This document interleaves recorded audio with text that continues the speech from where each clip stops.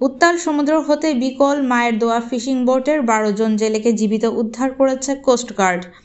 সোমবার 24 মার্চ সন্ধ্যায় coast guard media কর্মকর্তা লেফটেন্যান্ট কমান্ডার সিয়ামুল হক এ তথ্য জানান।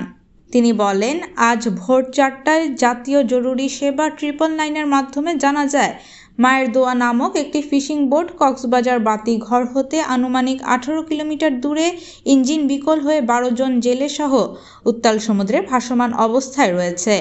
প্রাপ্ত তথ্যের ভিত্তিতে কোস্টগার্ড স্টেশন মহেশখালীর একটি উদ্ধারকারী দল তৎক্ষণাৎ উক্ত সমুদ্র এলাকায় গমন করে। দীর্ঘ 8 ঘন্টা অভিযান চালিয়ে অবশেষে দুপুর 12টায় বিকল হওয়া বোটসহ 12 জন জেলেকে অক্ষত অবস্থায় উদ্ধার করা হয়। উদ্ধারকারী দল প্রাথমিক চিকিৎসা ও খাবার সরবরাহ করে এবং মালিকপক্ষের সাথে যোগাযোগ করে জেলেদের বোটসহ মালিকপক্ষের নিকট হস্তান্তরের ব্যবস্থা করে।